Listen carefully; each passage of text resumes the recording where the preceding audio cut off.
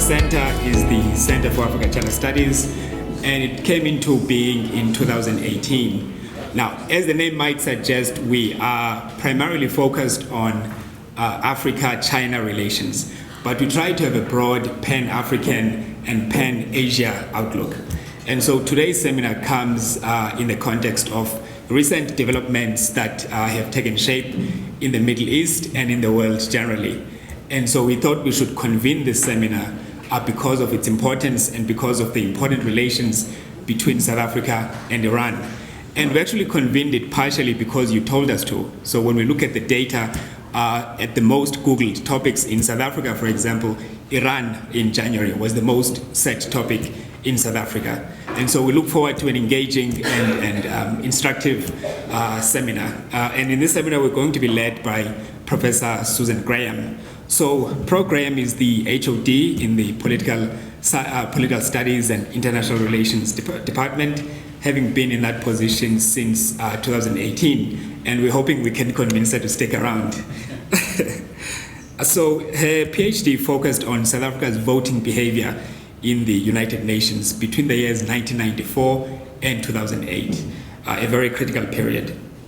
Professor Graham is a member of the South African Association of Political Studies, as well as a member of the Scientific Committee of the Regional Integration and Social Cohesion Consortium, popularly known as RISC, which is based in Helsinki in Finland. Professor Graham's teaching focuses on foreign policy, the United Nations, and international conflict. And so we couldn't be in a safer pair of hands for tonight's seminar. So Professor Graham, over to you.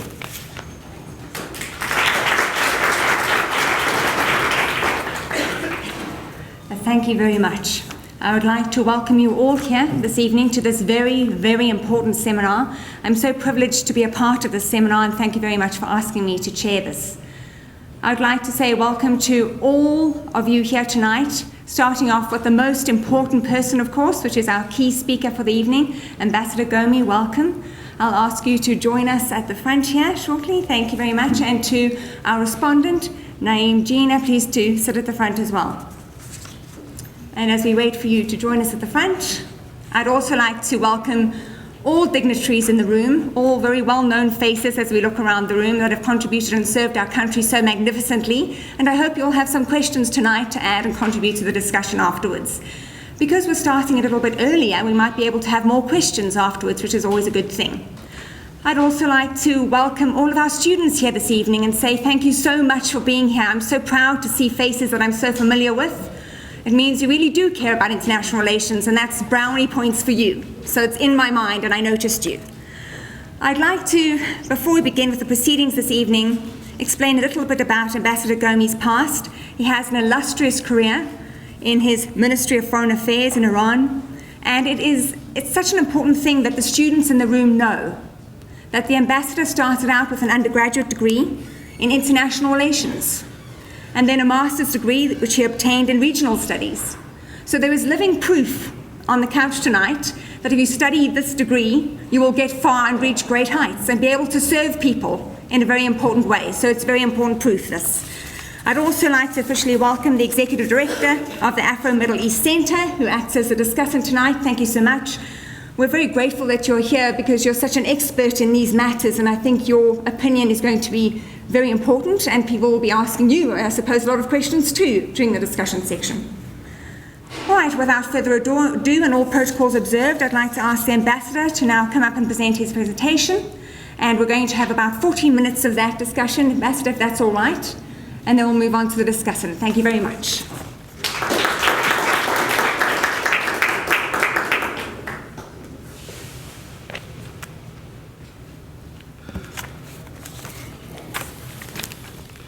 In the name of God, good afternoon. Dr. David Muniae. Thank you, Professor Graham, for that. My dear friend Naeem Jeenah, thank you. And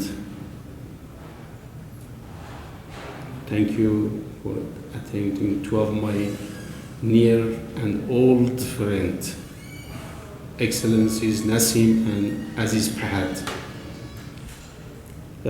dear students, professors, researchers, I'm happy today to be with you. I have been invited here today to talk to you about the existing crisis between Iran and the USA and its effect on relation with South Africa. Of course, discussion these issues is very difficult here among you. To answer this bi-directional issue, it's imperative to firstly discuss the crisis between Iran and the USA. Secondly, we will look at the relationship between Iran and South Africa. By using existing data and information, it will be possible to evaluate the relations, investigate the available opportunities, and do diagnostic in order to present a proper prescription for you. Anyway, regarding the interconnectedness of the international subject and their collateral effect, knowing the nature of this crisis between Iran and the USA, will be crucial for any next step in analysis and decision making. In fact, the subject of Iran and the USA, at least during the last 4 decades, has undeniably impacted on the approach of the countries toward Iran, and South Africa is not exemption in this regard. Alongside this, the analysis of more than 40 years of challenges and crises on various levels has been the subject of the intense study and the challenges for international relations scholars. In summary, through the victory of the Islamic Republic of Iran in 1979, Iran and the USA has been facing off against each other.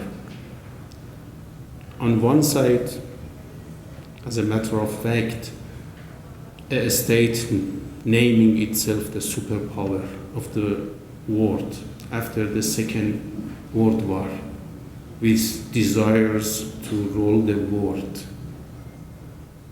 And on the other side, a revolutionary Islamic state with an anti-imperialism and the arrogance motto.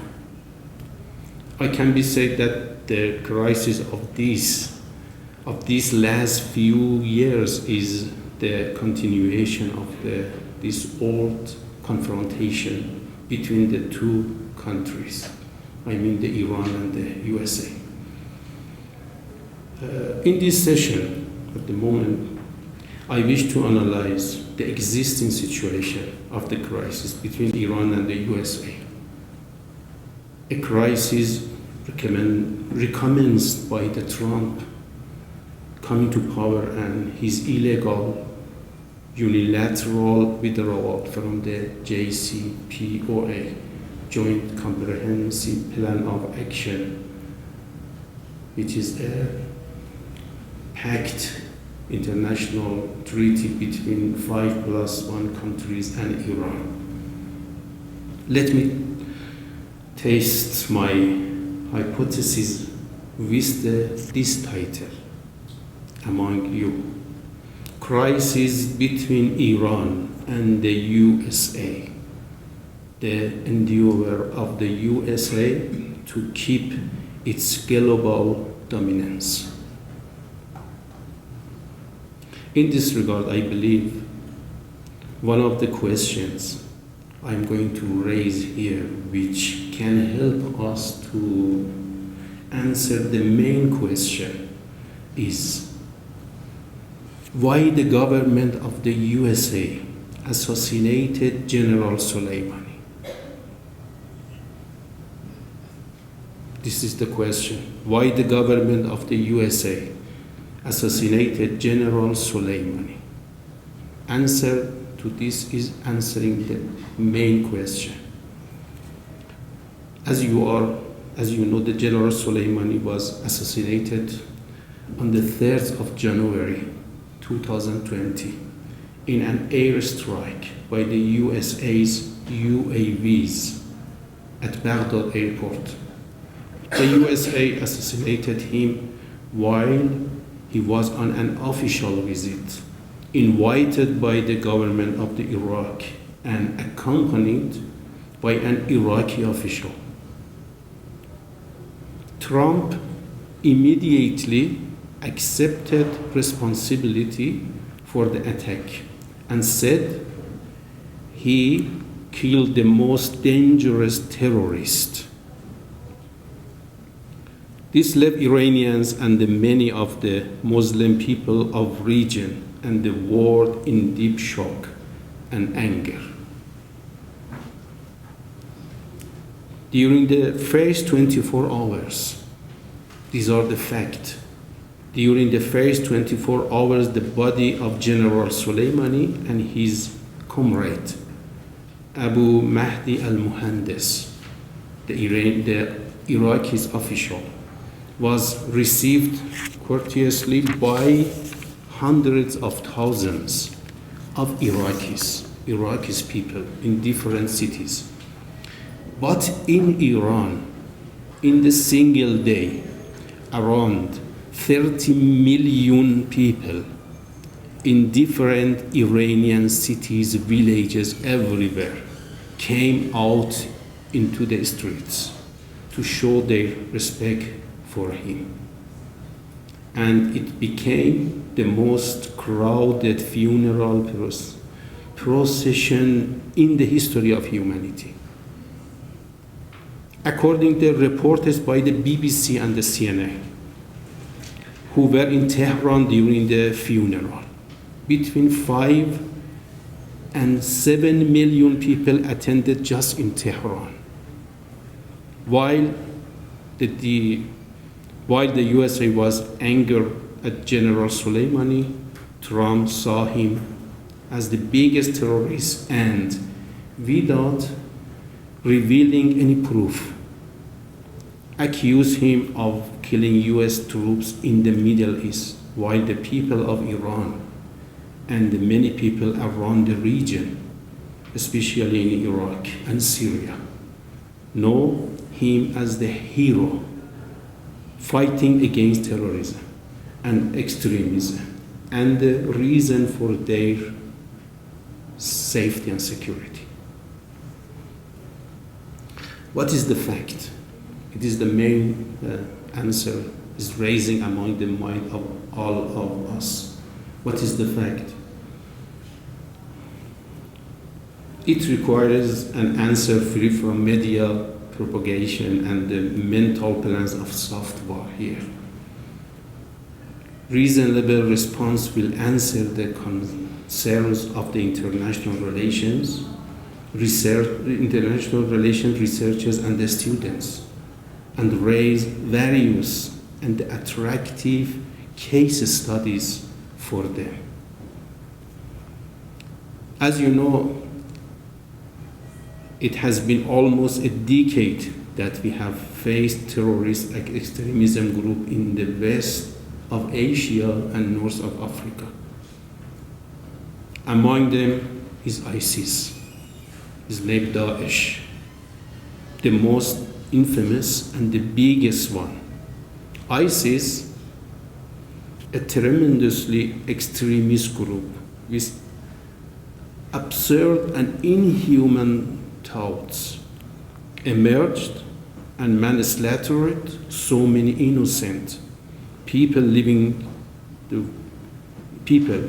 the world in the shock and increased fear in many countries that all of us here were witness in this regard. This terrorist group is well organized and operates like a strong army, well equipped with military weapons. It means billions of dollars was in their access. Billions of dollars. Certainly they are not weeds that grow by themselves from the ground, but were created and organized by someone to serve certain goals. While Trump says he destroyed ISIS, they themselves confessed that the ISIS was created by the then administrative of the USA, by Trump. His first claim is false, but the second one is true. Why? Why, while the US and some other Western countries claim that they defeated ISIS, all unanimously reiterated General Soleimani's role in the defeat of ISIS, even by Trump. General Soleimani, by invitation of the government of Iraq and Syria, fought against ISIS and helped them from being taken over by ISIS. But still, there is a question. Why have these terrorist groups, which is ISIS among them, emerged? It is the question here. The plan for the new Middle East, designed by the USA and remained on the table to be implemented, became futile despite the spending by billions of dollars in Iraq, Afghanistan, trillions of dollars in Iraq, Afghanistan, and this also during the last decade. This was supposedly to be done via terrorist groups now. Trump announced, you can find in the sources, announced that the expenditure of the ineffective Persian Gulf War and the war against Afghanistan, Iraq also, was $7 trillion. The result of emerging terrorists now, the result of emerging terrorist groups in the Middle East was supposed to be as following. Supposed to be as follows, I'm mentioning now. Various internal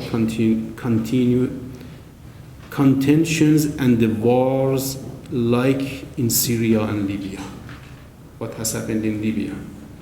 And the second one, the breakdown of the independent, integral, and the great countries to small ones, according to race, dependence, and weak.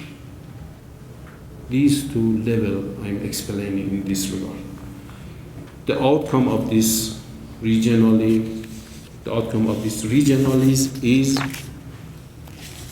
first, one, the formation of the weak, controllable countries. Second, two, aimed at reaching the vast resources of the region, especially in Iraq, Iran, Saudi Arabia, Kuwait, Syria, and others, and to control them. Number three, having a profitable market for US-made weapons. Number four, creating a safe margin for the Israeli regime to implement its discriminatory measures against Palestinians and other people of the region.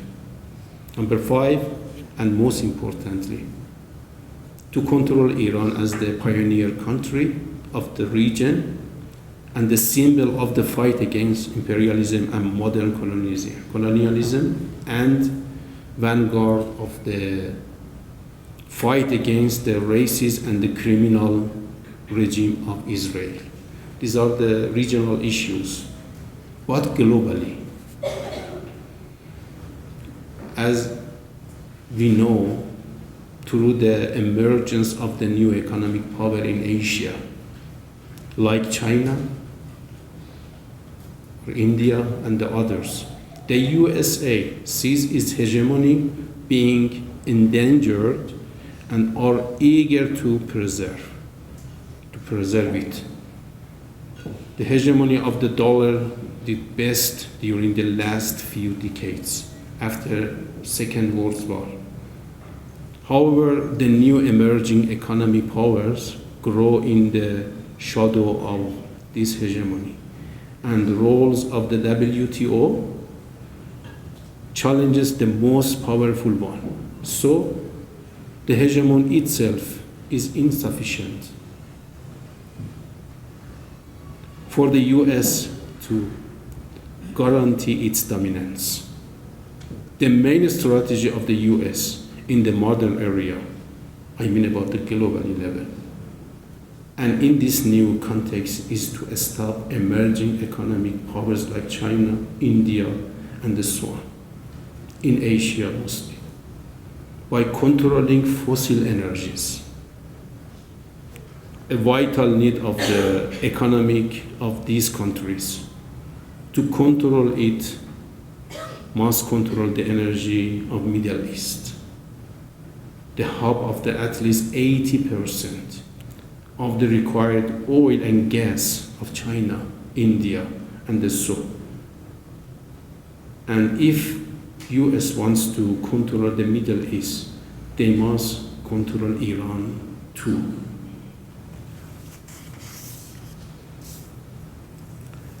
All of this was supposed to be implemented by the New Middle East plan. That is the prescription that after the execution was activated by those who General Soleimani was at the top of this list and leading them. The United States global strategy for the controlling the world has not stopped, and the billions of dollars of investment are wasted. So the reason why the US was so angry at General Soleimani and why they assassinated him becomes clear.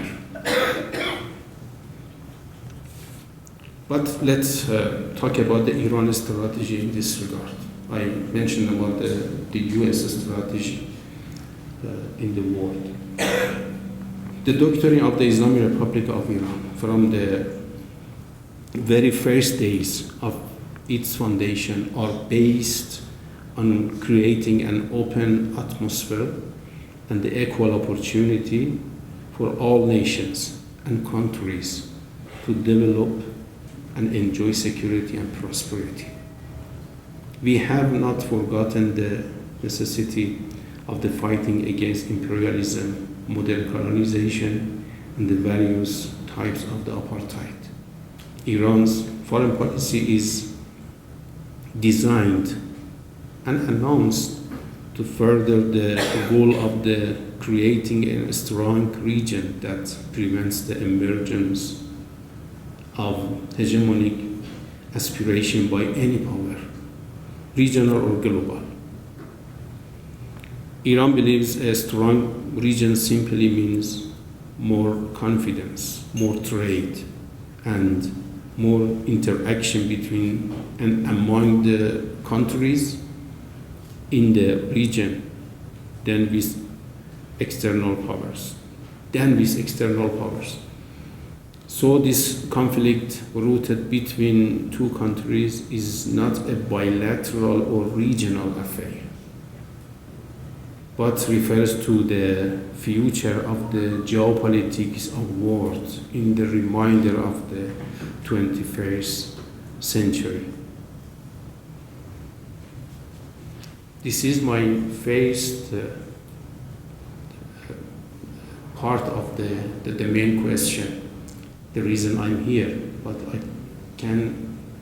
I could raise it just in the terms of time. It's mostly the issues as a case studies for you.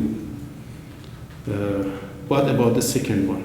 Historical relations between Iran and South Africa has attractive ups and downs. Before the victory of the Islamic Revolution in Iran till 1979, the two regimes of apartheid and the Shah had a very close relationship. Iran, in addition to supplying the major oil needs to South Africa refineries, exported various types of goods to South Africa and imported its needs from South Africa. Excuse me. After the victory of the Islamic Revolution in Iran, the ties with South Africa were cut, and the aid to revolutionary fighters started.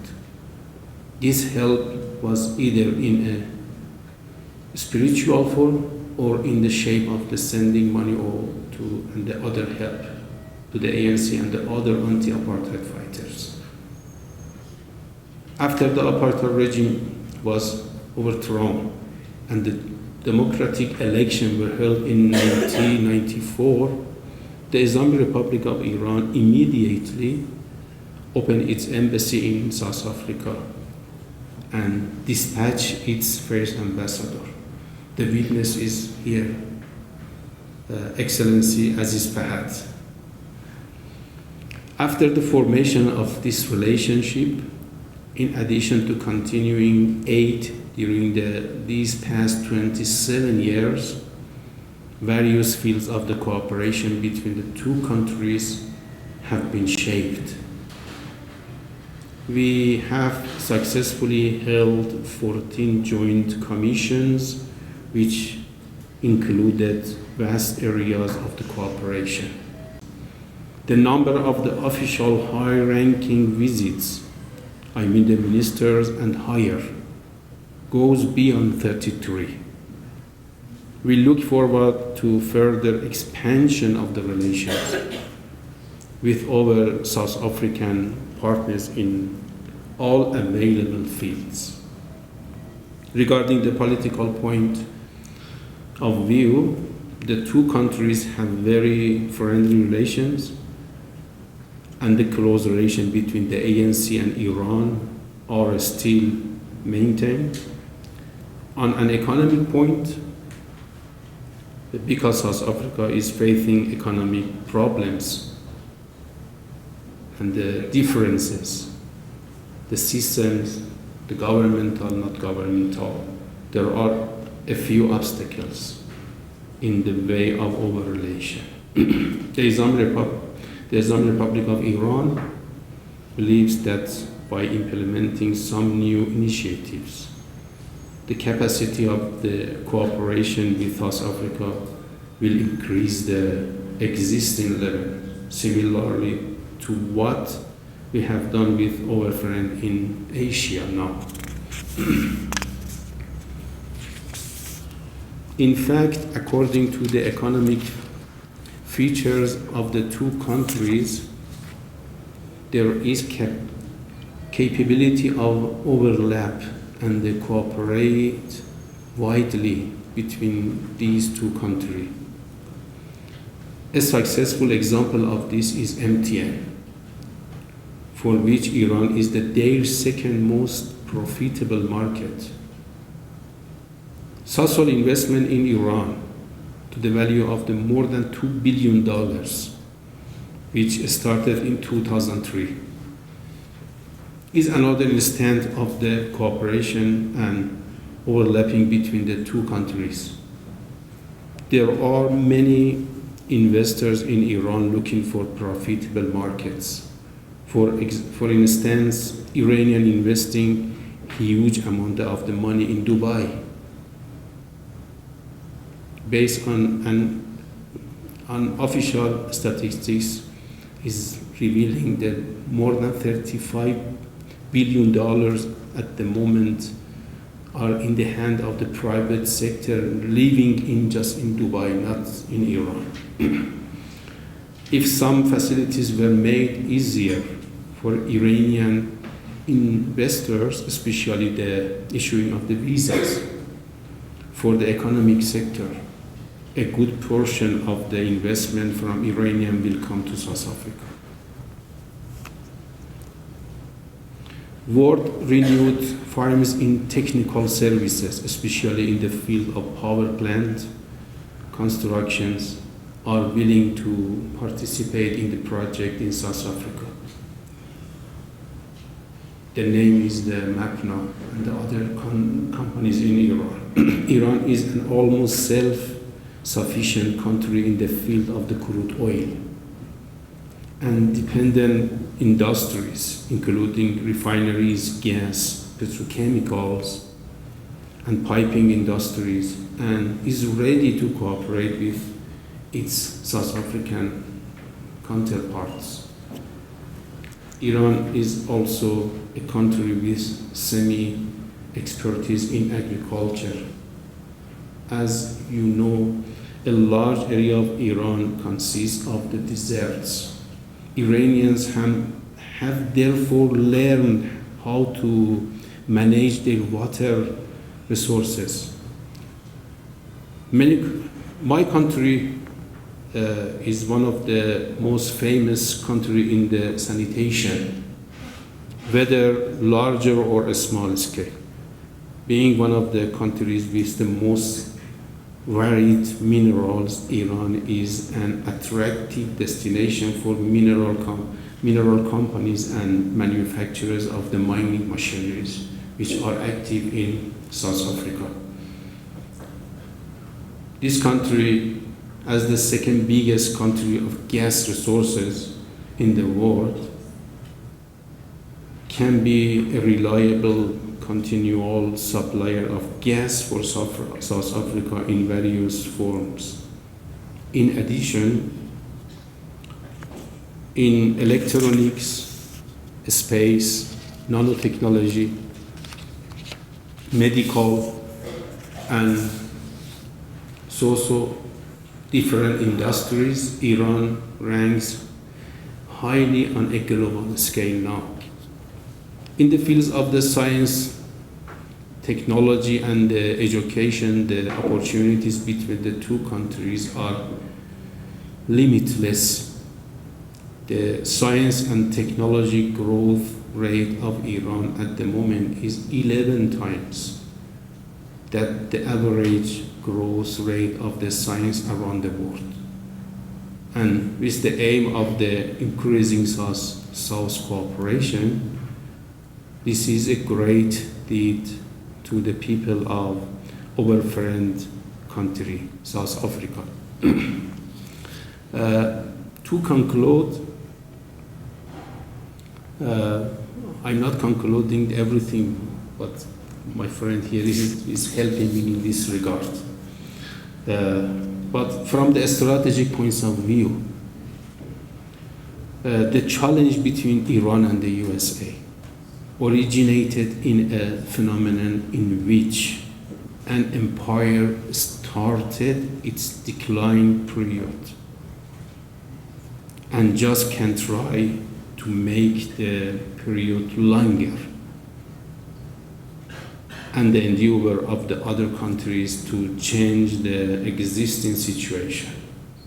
From the economic points of view,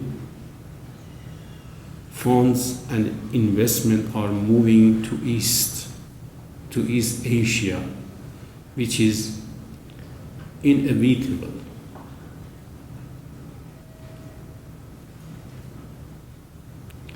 In this procedure, only time matter because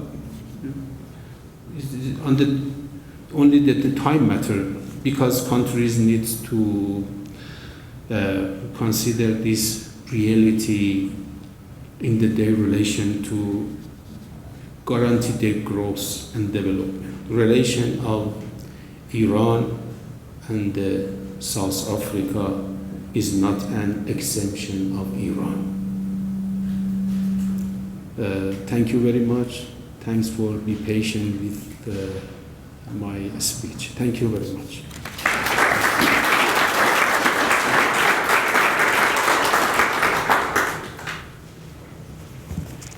Thank you so very much, Ambassador, for your thought-provoking ideas, your convictions in your speech, and for so succinctly characterizing the situation between America and the Islamic Republic of Iran at the moment, considering what just happened in January, and also on my part for affording an opportunity for the students in this room to actually see the operationalization of international relations theory in your speech. It really does bring it to life for the students to see how important these things are in real life.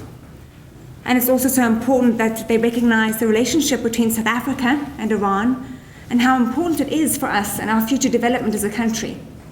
Economic diplomacy is such an important part of our own foreign policy strategy. And so thank you for talking about those as well, those themes. All right, I have other points, but I'm going to put that to one side and rather ask our discussant to come up first and give his remarks. Thank you very much.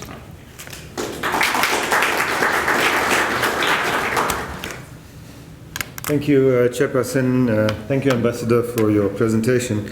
I said to the Ambassador before I came up that it's a little unfair, the configuration of this, because since he's the only speaker, I feel obliged to now oppose what he said. If there were two speakers having opposite views, then I can be in the middle somewhere. Let me ask for a note of forgiveness before I begin. Unlike the Ambassador, I don't have a typewritten speech because I had to make handwritten notes, and I can't always read my writing. My mother was probably correct. I should have been a doctor. Ambassador, I know that you like to point to the beginning of the US-Iranian tensions and confrontation, as you called it, or face-off, as you called it, from the Islamic Revolution in 1979. Really, however, the problem between Iran and the United States goes back long before that. In fact, it was the United States that was instrumental in the coup in 1953 in Iran when a democratically elected prime minister was removed. At the request of the British, whose oil interests were threatened by that democratically elected president, Mohammad Mossadegh. And since 1953, the United States has ensured that Iran was kept on side, on its side, that is, until that was disrupted in 1979 by the revolution. So in terms of the American confrontation with the Iranian people, in many ways it starts from 1953 and has never stopped after 1953. While its relationship with the government of the Shah was wonderful, its relationship with the Iranian people was not so much. For the United States post-1979, Iran poses a number of problems in terms of its agenda for the Middle East in general. And I'm just going to highlight these very quickly. Among the reasons why the United States is as involved in the Middle East as it is, one of the big reasons is oil. And I know that some people would say that the United States is now self-sufficient in terms of its oil needs. It's not just about its own oil needs, but its control of this important resource. And when you talk about Iran, it's not just about the oil that comes from the ground, but it's also about the waterways through which oil is transported. So Iran is a big problem for the US in terms of that, if it is an enemy. Secondly, another reason why the Middle East is important for the United States is that the United States needs to protect Israel. And Iran, again, is a problem in this regard. And then Iran poses a challenge to United States attempt at hegemony through its allies in the region, because Iran is not friends with those allies of the United States. So for various reasons, particularly post-1979, Iran has been a problem for the United States. The ambassador suggested that Iran's foreign policy, and I'm quoting here, Iran's foreign policy is designed to further the goal of creating a strong region that prevents the emergence of hegemonic aspirations by any power, regional or global. I want to suggest that the ambassador is being somewhat diplomatic. That while for those of us outside of the region, certainly this might sound like an ideal situation if all the states in the region had foreign policies that move towards a strong region without any hegemonic powers. The reality is something quite different. The reality is that there are aspirant hegemonic powers in the region, and Iran is one of them.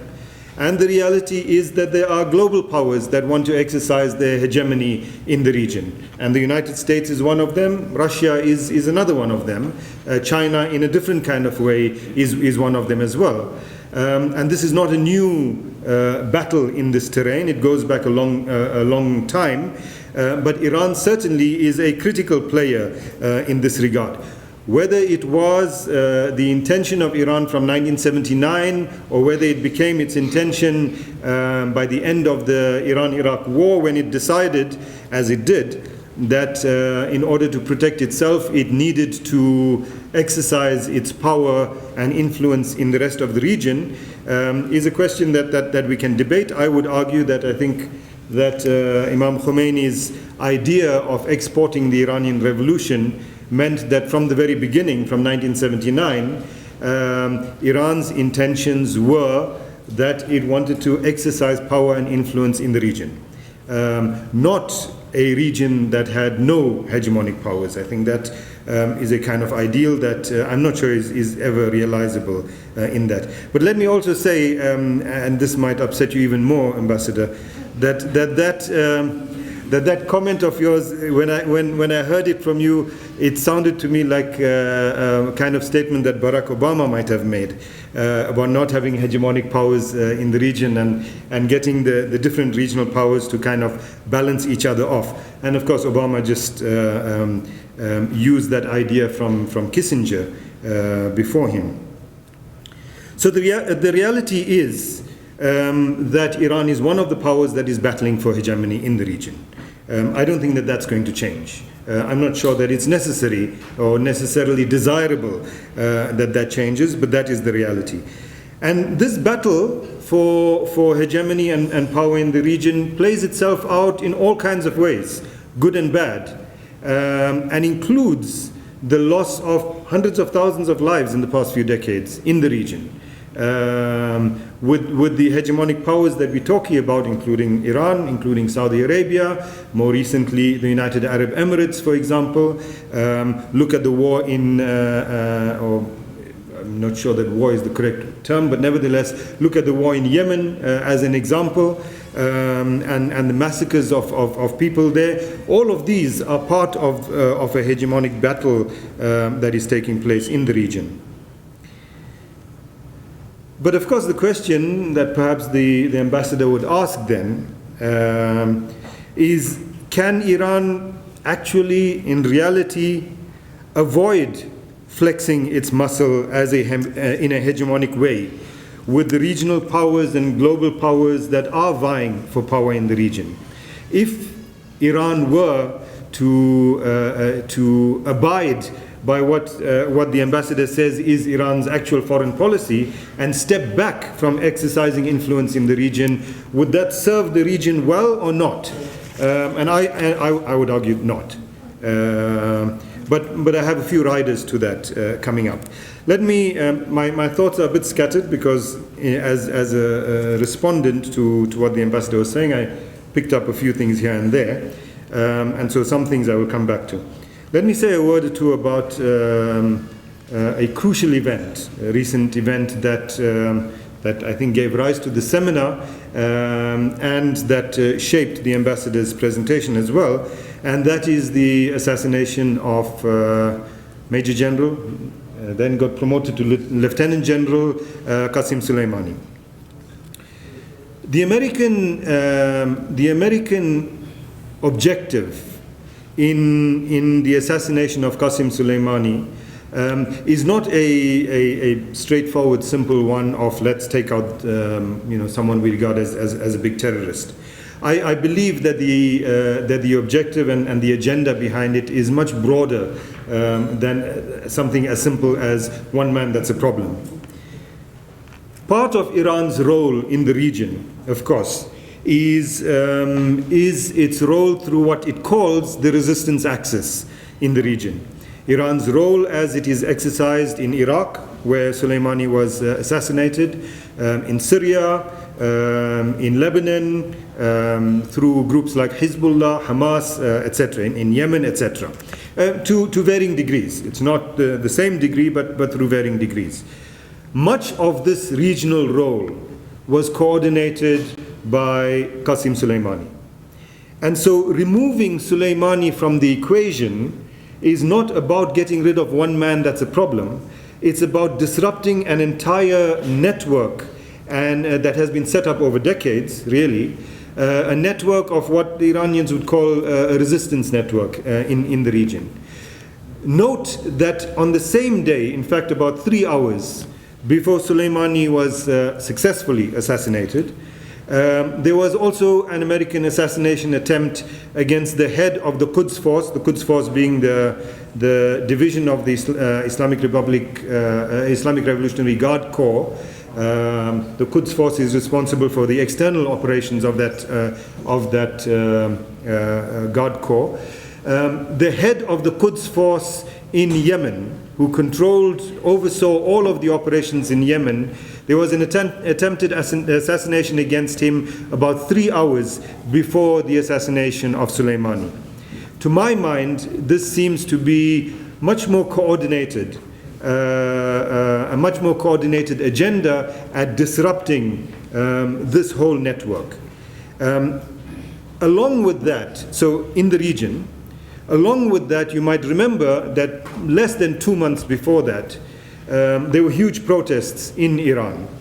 And while, as with many protests, and South Africans, we like to think of ourselves, I'm not sure we like to think of ourselves, but we think of ourselves as the protest capital of the world. We have, 15 to 20 protests a day in different parts of the country. Iran actually has a large number of protests every single day, all over the place, for kinds of things that we would regard as service delivery protests. Just like in South Africa, they don't make the news. You don't know that today there were 15 protests in South Africa, okay? They don't make the news. Most of them are localized. They might be on issues around water, housing, jobs, whatever the case might be. Sometimes they make the news, as with South Africa. About 2 months before Soleimani's assassination, they made the news in a big way. I believe that those protests that began ostensibly, or not ostensibly, that began as a protest against the increase in the price of petrol, which went up from 8 American cents a liter to 13 American cents a liter. Do the math. Iran's petrol is still the cheapest in the world, I think. That the protest that began as a protest against the increase in the price of petrol, and 50% increase is a legitimate reason to protest, I do believe that there was an insertion into those protests of foreign elements. Iranians sometimes would claim, and the ambassador wouldn't say so here, that there was a regional power that had some hand in this. We also know that the Americans have many assets in Iran, and it's possible that those also played a role in this. So what I'm saying is, in November, you had these protests domestically within Iran that I believe there was some role played within that by external forces, whether it's the Americans or their allies in the region, and 2 months later, the attempt to disrupt the Iranian so-called resistance network in the region. So a domestic attack and an attack on its network in the region. I think that this is a much bigger agenda than the murder of one person. It's a kind of two-pronged attack against Iran. What would the objective of such an attack be? I think that the objective would be to weaken Iran to a point where it is forced to come to the negotiating table and make Trump once again look like a big star. He's made another deal of the century. No one could negotiate with Iran, he would say, although of course Obama was part of the JCPOA. But if you consider the quote-unquote deal with Kim Jong-un, they met, there were nice photographs taken, handshakes, borders were crossed, all of that. Nothing really happened. That's about as much as Trump is happy to get. And so this is what he would like with Iran as well, except that the Iranians are not playing ball. And so to find other ways in which to force them to play ball would be useful. And I think that disruptions domestically and their networks regionally can be helpful in this regard. But I think that the Iranians also need to be cautious about their role in the region and need to ask themselves some difficult questions and be willing to give difficult answers to those questions. I'm not suggesting that the Iranians don't ask themselves these questions. I think that the questions do get asked. We outside don't hear them necessarily. But I think these are the questions that need to be asked. Firstly, in terms of how Iran conducts its politics domestically. Iran is having elections this week, and you might know that in terms of its presidential candidates, hundreds have been disqualified. Virtually all the reformist candidates, reformist is a kind of label that we outside use. I'm not sure that it's as well used inside Iran, but almost all of the reformist candidates have been disqualified. I think in terms of the freedoms that Iranians have to express themselves, I think these are difficult questions that Iranians need to ask about their domestic politics. I think Iranians have to ask difficult questions about their role in the region, and whether, for example, some of us might agree or some of us might not agree. I certainly do agree that I think the Iranian support for a group like Hezbollah, which stands against Israeli incursions into Lebanon and the Israeli project generally, is a good thing, or its support of Hamas. Is Iran's support of the regime in Syria a good thing, however, is a question that I think needs a good, strong discussion. I don't think it is. But I think that these are the questions that Iranians need to ask if they want to deal with the critical challenges that they face. Let me move on to the second part of the ambassador's speech, which was about South Africa and Iran. The ambassador focused very much on the history of relations between the two, and particularly economic relations. Unfortunately, Ambassador, you made it sound like the relationships are great.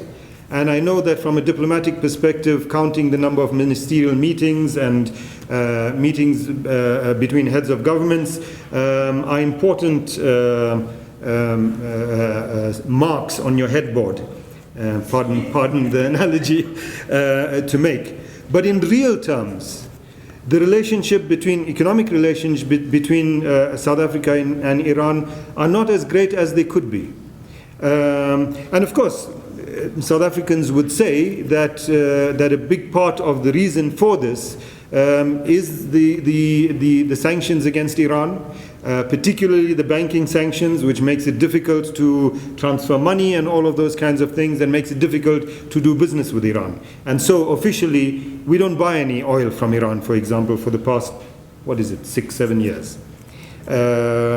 Because of the American pressure that forced South Africa to announce that we will not buy oil from Iran. I'm pretty sure we're buying Iranian oil, just not buying it from Iran. Two different things. So what I'm saying is that I think at an economic level, Ambassador, as a diplomat, you make it sound very rosy. It's much less rosy than you make it sound. And I think part of the reason for that is that South Africa doesn't have the courage to take it on and improve those relationships with the difficulties that they might imply, and with the challenges that they might result in somewhat strained relations with some other powers around the world. But I want to move away from the economic angle. I think that, and not speak about the history, but make a point about the implications of all of what we've spoken about thus far for South Africa, if there are any such implications. And I think that there are certain political implications and certain political stands that South Africa needs to consider, either take or consider taking at least. Certainly Iran, in terms of its global position, political and diplomatic position, is critical with respect to any discussion about South-South cooperation, about the question of reforming of the global order, etc. It's a small country in terms of global players. Nevertheless, it has a loud voice, and it's critical in this regard. And South Africa has not shied away all the time from playing this role. So South Africa, for example, has consistently supported Iran in terms of its nuclear ambitions. Note, I said nuclear ambitions, not nuclear weapons ambitions. That's a separate question, and the Iranians would argue that they have no nuclear weapons ambitions. And I believe that is correct. And South Africa supports its nuclear ambitions. Of course, South Africa's objective also is because South Africa also wants to have a nuclear program in some way or at some level. But the bigger question about this, of course, is that South Africa is quite disengaged from the Middle East in general. And the question that we should be asking as South Africans, those of us who are, is why is this the case? Why is South Africa as disengaged, certainly in the past decade, from the Middle East as it is, compared to before that, when there was a greater sense of engagement? That disengagement, political disengagement certainly, means that we often take decisions that are not the best decisions, and sometimes in conflict with what are our constitutional values and what we are required in terms of our constitution. Our engagement with everyone, of course, but for this discussion, our engagement with the Middle East and with Iran needs to be on the basis of our constitutional values and how they might play out in the region. And so in this regard, certainly our engagement with Iran and our support for Iran and its claimed anti-imperialism cannot be uncritical. As South Africans, we should be critical. Where there are things that we support, we do. Where there are things that we feel we should speak against, we should. By the same token, can we, in good conscience and claiming to abide by our constitutional values, continue in a situation where we have the United Arab Emirates and Saudi Arabia buying 1/3 of our weapons, when both of these countries are, for example, engaged in a war in Yemen? And in terms of not only our constitutional values, but in terms of our legislation, we should not be selling arms to these countries that are engaged in a war as they are. 1/3 of our weapons from Denel is sold to these two countries. UAE is the biggest purchaser of our weapons right now, Saudi Arabia second. And you know that there's a temporary halt at the moment to weapon sales, technical kind of dispute. I'm pretty sure that that that temporary halt will not last long, unfortunately. These are the questions that we as South Africans need to ask in terms of our relationships with the region. Let me make a final point. And this is a point that I need to make, and it is not relating directly to what you said, Ambassador, but it's a point that I should make.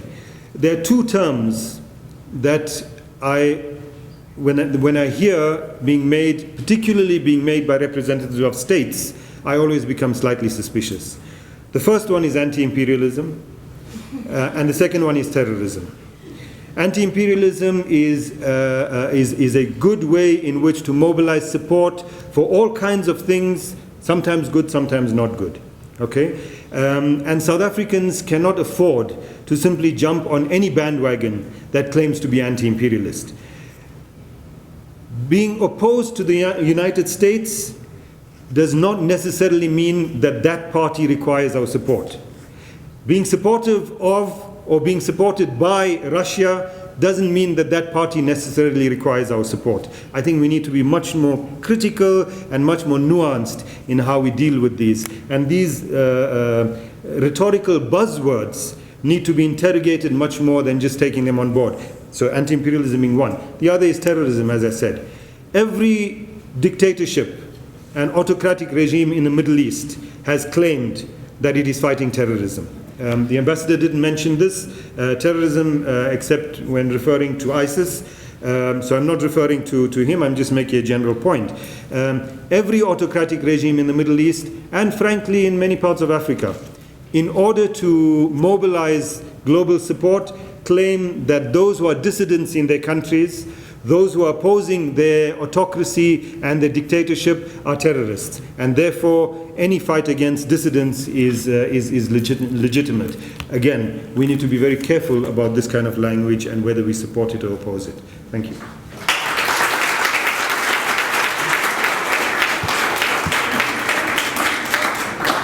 Thank you very, very much, Mr. Jeenah, for those refreshing reflections and for your detailed analysis of different themes there. It was really quite important. I also think that before we move on to the questions, just to reflect on a couple of points, that South Africa and Iran have a lot of similarities in a lot of ways, a lot of commonalities. And South Africa is a linchpin in the Southern African region. We know that Iran is a linchpin in the Middle Eastern region. Whether or not it would like to be seen as a hegemon, other states in the region believe it is so, for us too. South Africa certainly did defend Iran's nuclear energy ambitions at the United Nations at various platforms, and South Africa is certainly not unfamiliar with trying to defeat US domination in the United Nations space, which is something that Iran can also attest to, generally speaking. So there are a lot of commonalities going on there. I think also themes of geopolitics and power relations, and all nations around the world have sovereign interests and all regions have interests. And we know that the world is shrinking, and so we're supposed to be more and more connected as a result of the world shrinking. But I think in a lot of the ways, because of technological developments, human beings are becoming more disconnected. And you were reflecting on the fact that South Africa is politically disengaged from the Middle East. But I think it's also a very valid point that human beings are more disconnected than ever, and actually talking is probably more important than ever before, globally. But let's move on now to questions, and what we can do is open up for 3 questions from the audience at first. I see 2 hands immediately from that side, 3 hands immediately, and then, thank you, sorry. Ambassador and Mr. Jeenah, you have a microphone each in front of you if you'd like to respond in time, and I'm going to ask for those 3 questions at first. Please introduce yourself when you get the microphone, and please be brief and ask only 1 question or have 1 comment, and then we'll move on to the next person. Thank you. Thank you very much. My name is Frank Asimbo. I'm the chairperson of the Congolese Diaspora for Nelson Mandela Legacy. Please allow me to tell you that this is a big joke. And you know, if I'm a sober man, I want to describe what you have told us. I'm a Congolese. It is exactly the same scenario that is happening in Congo. Multinationals, Americans, British, all those superpowers, France, they went to Congo. They are busy plundering our resources, diamond, copper, whatever. And The same people, they come, they say, they describe the situation, they say, the Congolese situation is very, very tricky because Congolese people on the ground are fighting us. They don't want to go and implement our policy and do our stuff as we please. It is exactly the same situation. USA came from far and they went there in the Middle East and they tried to impose that we want oil, we want this, and we want, this is a big joke. We are here. This is a big university. Tell the thing straight so that student can understand what is at the stake. This is a big joke. Thank you for your opinion, but do you have a question? Is it simply a comment? My name is Lukozi Bulimwengu. I'm from Self-Help Refugee Association. Originally, I'm from DRC. If you can see what happened to Lumumba in Congo, what happened to Thomas Sankara in Burkina Faso, what happened to Gaddafi in Libya, and what is happening in Congo now, and what's happening in Iran is the same story. My question is this: if this relationship, North-South, is not profitable for all of us, why do we keep it? Why do we still keeping this relationship? There's a word, terrorist. There's another word, democracy. All those words, none of them is African. None of them. 12 million people have been killed in Congo. No justice. Democracy is good. 7,000 people, 700,000 people was killed in Rwanda. Genocide. Justice. Take people killed in prison. It's good. These people are rubbish. But the same people who were behind that genocide in Rwanda, that the same people doing the same in Congo. Africa have debt up there. We own World Bank, we own America, we own Europe. Too much money. Go to the ground. What the money was good for? It's nothing. Because the money was given to their puppet and back to Europe. Okay, thank you. Do you have a question yet? Or? My question is this: Are we sovereign countries? Sommes-nous des pays souverains? Good evening, guys. My name is Disa. I'm an international relations and politics student. But I must say, Mr. Jeenah, thank you for your response, because it means that the burden of proof doesn't necessarily lie on us, and you offered a different take on what His Excellency said.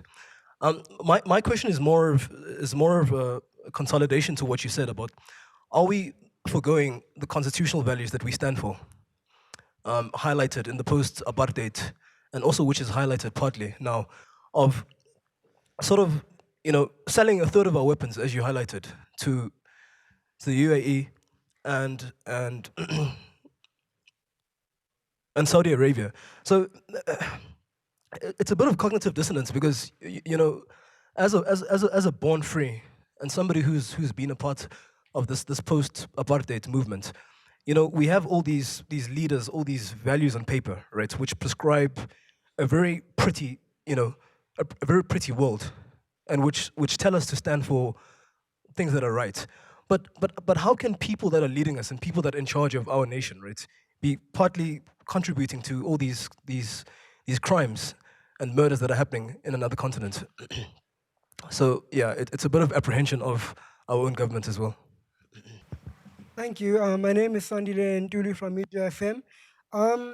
So my question, of course, relates to both the speakers and relates to something which actually happened last year, November.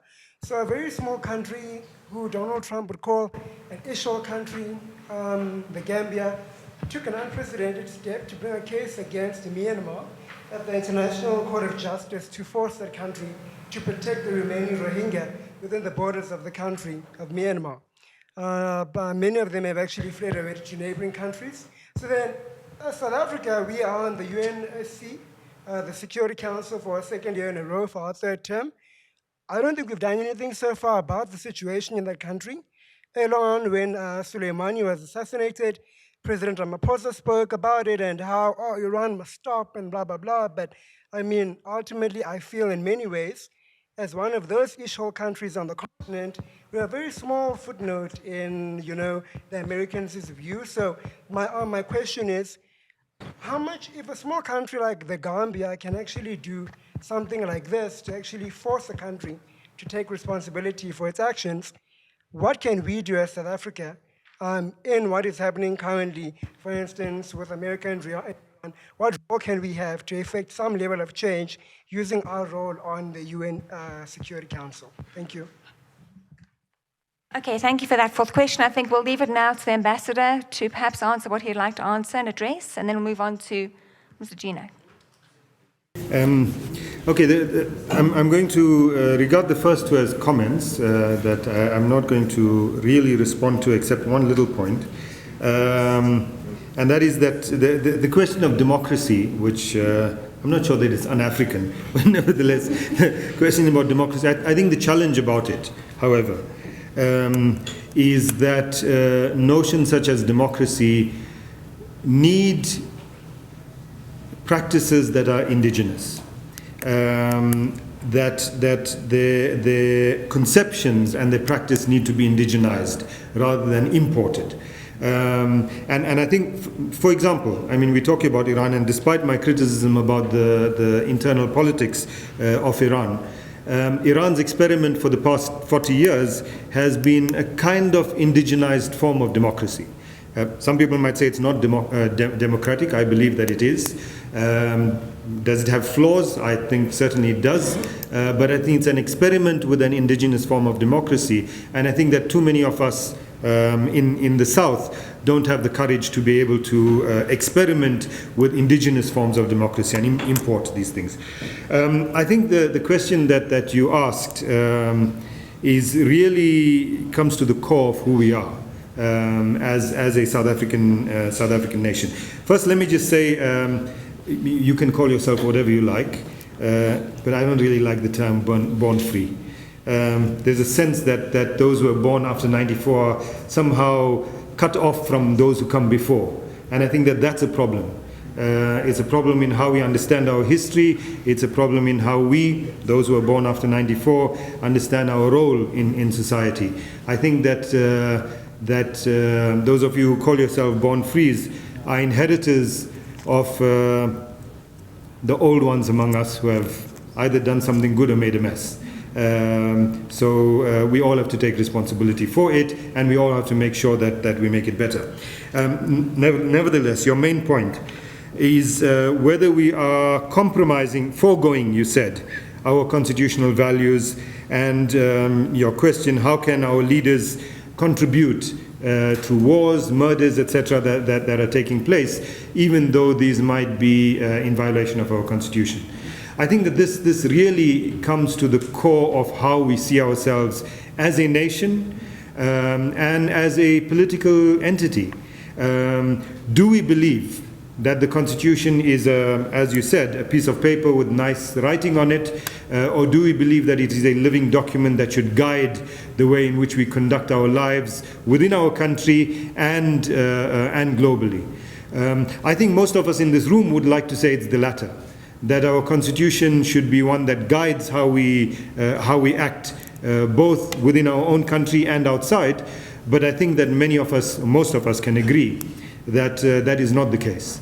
That the values that we have enshrined in our constitution do not play themselves out either in spirit or in many cases in letter, domestically or globally. And that is the challenge that we all that we all face. Whether born after 94 or before 94, that is a challenge that we need to take head on, address and deal with as South Africans. I'm not going to answer how we deal with it, but that's what we need to do. And I don't think that we are complacent.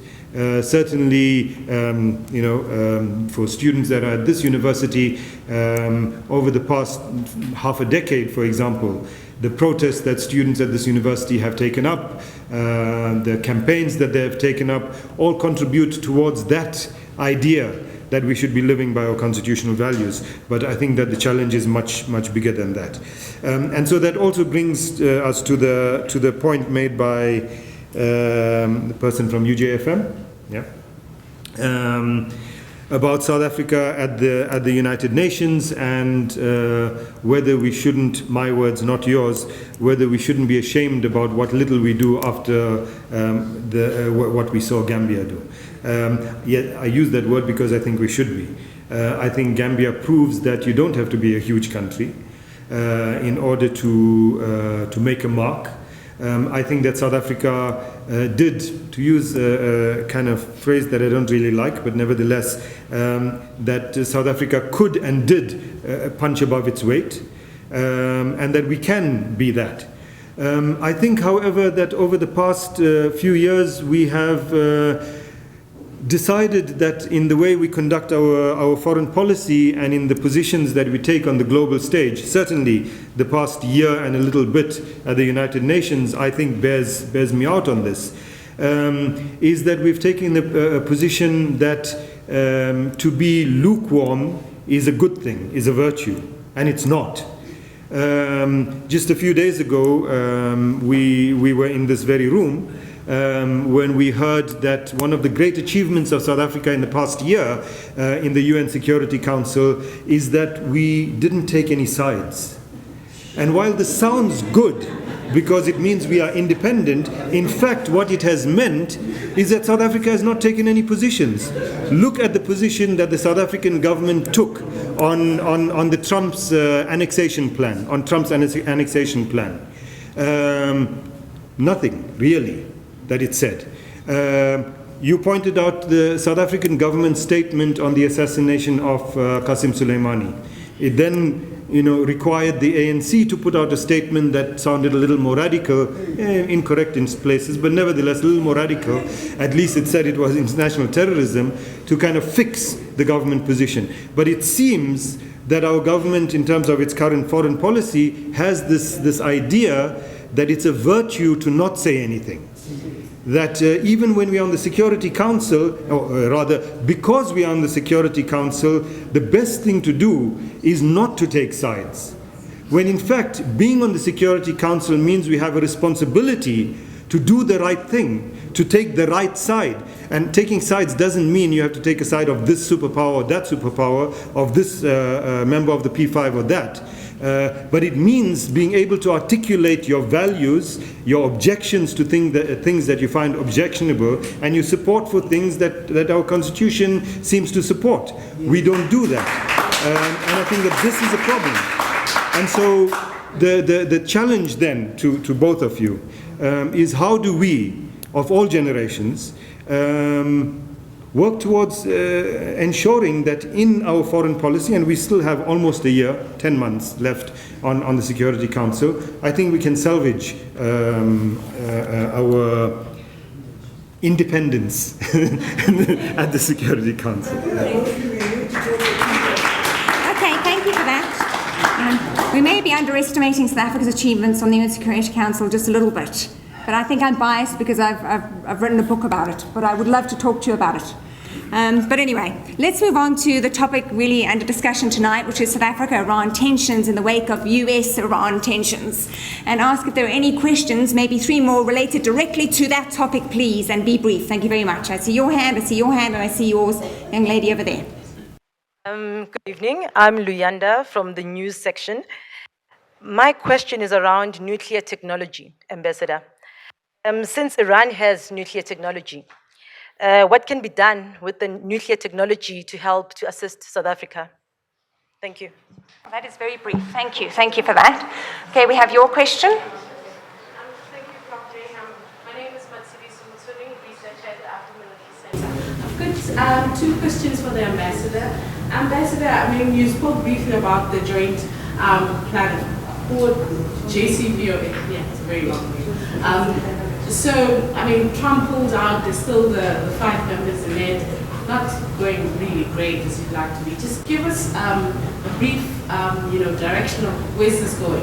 What's the next plan? Is Iran really prepared to come back to the table and under the same conditions? What is really the way forward? I didn't quite get that from your speech. Secondly, I think, in the assassination of Qasem Soleimani, the biggest conversations were around US and Iran, but the other actor in this case was Iraq.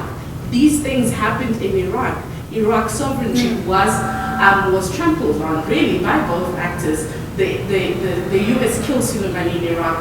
The Iranian retaliation was in Iraq. So really, I mean, we also know that Iran supports, the Popular Mobilization Forces. Immediately after Soleimani's assassination, there was an attempt to sort of bring a, sort of alliance and harmony between the Popular Mobilization Forces and some of Saddam's forces, etc., etc. So just please elaborate on this issue, that these things happened in Iraq and the conversation hasn't really focused on this issue. And Iraq's sovereignty was really violated by both actors, according to my opinion.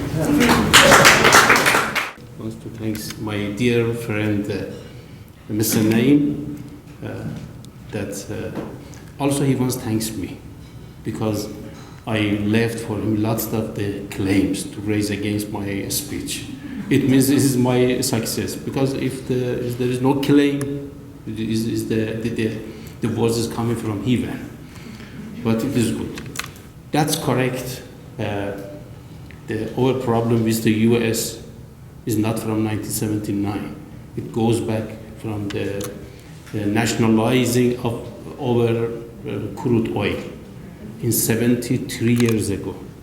What I mentioned, as a matter of fact, between the Islamic Republic of Iran is created 1979 and the government is between the two governments. You're right, that's correct. And the problem is, for sure, is the oil and so. I want to use one of your words. You mentioned that one of the order of the Imam Khomeini to export the revolution. What does revolution mean? Revolution is nothing like the weapons. It's not something is coming from pocket. It is the word, is the making sense, sending message. 12 brothers from DRC. I don't know, some of them speak English and thing, but I did understand. Exactly what you are saying about the Africa, about your country, what is happening there.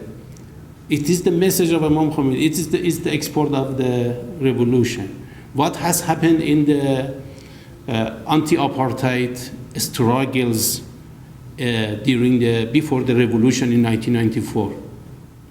If anything comes from Iran, is the export of a revolution. It is the export of a revolution, yes. We claim that one. I want to use this one that, we are living in one globe. All of us coming from the same root, irrespective of the color, irrespective of the race, place, everything. We believe all. What is important is this is belief that there is the Islamic Republic of Iran believes in this regard. Your brother is from Africa. The Africa name hasn't come from heathen name. We call Africa. we call Asia, we call America, call the Europe. All we are living in one globe. We've got the territories, but in the new world, as a village, we interconnecting, we are working, we are inter-influenced to each other. That it is so important. I'm inviting you dear brothers, students from the South Africa, to think globally than the Africa. Regarding the first question about the atomic peaceful atomic activities of Iran, the work with South Africa, we announced we can share our knowledge in this regard. Also, South Africa has lots of the things to share. We announced that our activity is peaceful. We are very approved now. We've got the good technology. We are ready to cooperate with the other countries, especially the South countries, with South Africa. As a matter of fact, we are ready in this regard. We announced we are not diverting to have any weapons in this regard. But we have a right, like the other countries, like the Americans.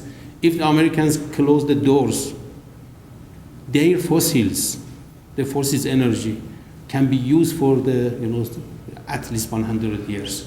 But what they are doing, developing this technology, they are very developed. Iran is another country. South Africa is another country. Regarding another question, my sister lady, regarding the JCPOA,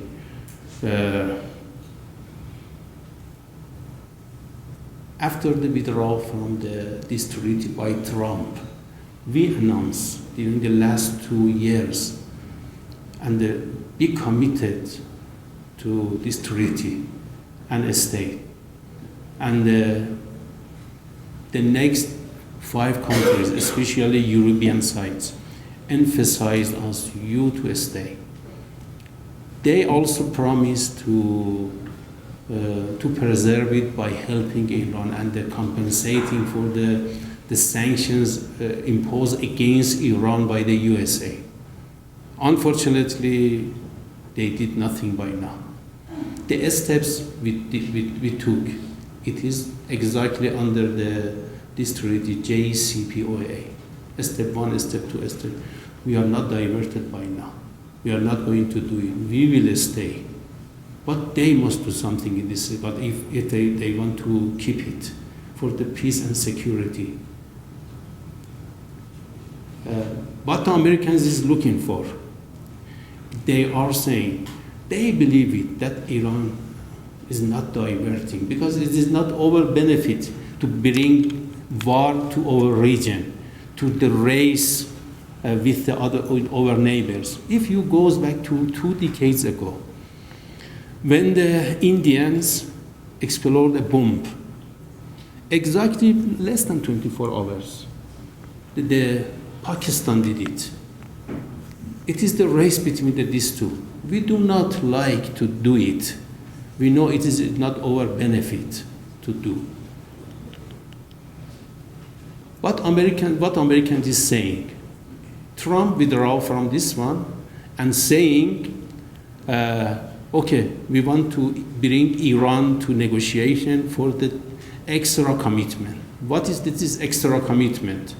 Keep silent in the region that lets the terrorist groups, the extremism, our policy, let's run away, run and spread. You keep silent. If we kept silent in the Syria and Iraq, now we are fighting with the ISIS in our country. We say our problem is the Iran missile. You know about it, that we have not developed this missile. For sure, Iran was attacked by the USA. These are the problem. We have to keep ourselves. They are looking for something that the Iran, okay, disarm yourself, a criminal coming faith on you. Disarm yourself, give me your weapon, let me do everything. It exactly does this meaning for you. Regarding the Iraq, is a good question.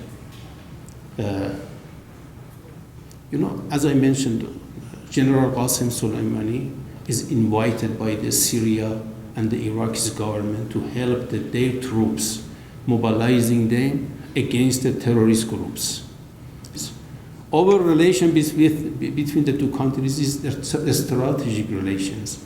I'm not mentioning about the 8 years imposed war between Iran and Iraq. Iraq against Iran during the Saddam. But after dropping down the Saddam and executed by even the U.S. troops. But the two nations are the Muslim people. Then a good space open to two nations after years know each other, connect to each other, talking to each other, and a very near relation is created. Our main market at the moment is Iraq.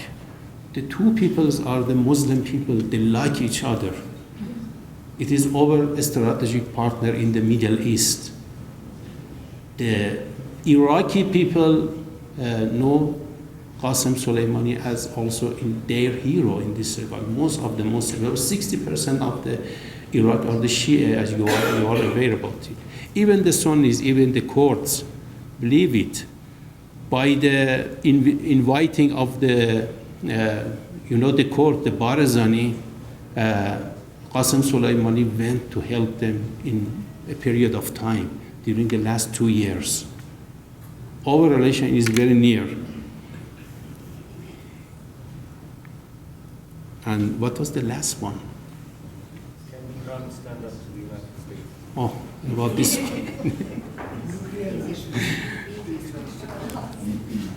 That the Pompeo, if you remember, put the 12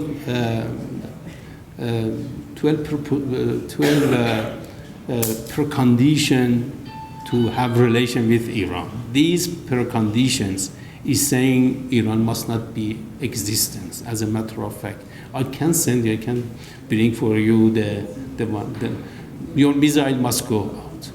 What has happened to the Libya is a very good example what the Americans is looking for. Just take a look in the internet, the history of what has happened in Libya. Okay, first of all, you dismantle all your peaceful atomic industries, give to us. Okay, forgive us not.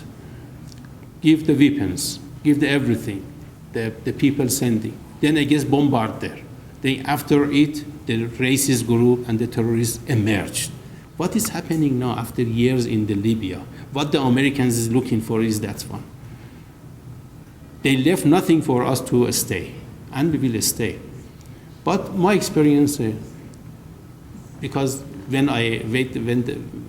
the revolution started, I used to be about 15 years old. After 41 years, now we are more powerful in this regard. We developed, we grow. If you come to Iran, you can see it is a modern country. For example, our rate for the growth in the science and technology, in the welfare of people. At the moment, about 90% of all the houses in cities and the villages has got a gas pipeline inside home and very cheap. Would mentioned by my friend Naeem Jeenah that is sent. The problem has protested is happened in Iran 2 months before the assassination by the Qasem Soleimani. The price of the fuel that time was the 10 cent of the US dollars. Maybe even less. Huh? 8 cents. Now it's at 2.5 times. Is about the 20 cents. It's cheap in Iran. These are the result of our, the endeavor during the last 4 decades. For sure, we will stay, and we'll show that we have no choice to stay in this regard. Thank you very much. Any more questions?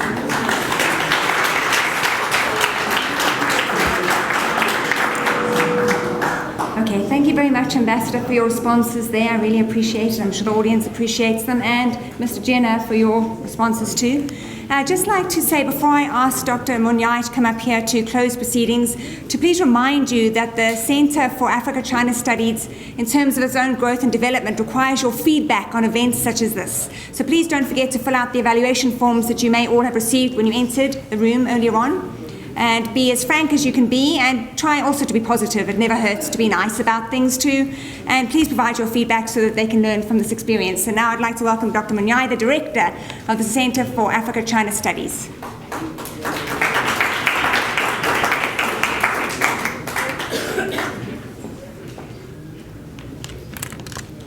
Thank you very much. It gives me a great pleasure, Ambassador, our good friend, for honoring the invitation. It was great having you here.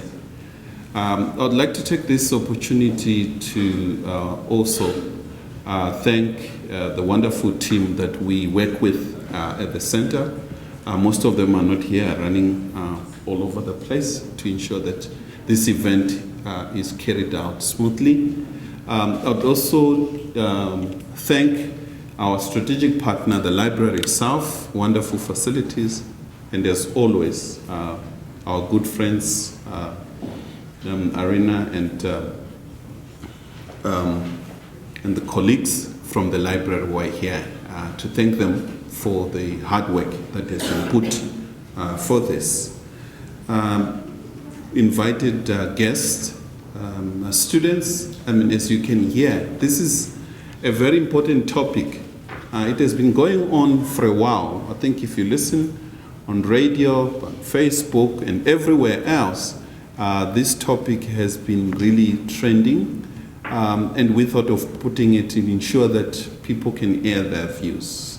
In the spirit of the University of Johannesburg, a place where ideas are debated and people are free to say what they want to say, this is quite a good, once again, Ambassador, good venue, and we are looking forward in future to work with you and others to have alternative views, both East and West. And so on that note, I'd like to invite you all for dinner. It will be served from the lobby just outside here, I think.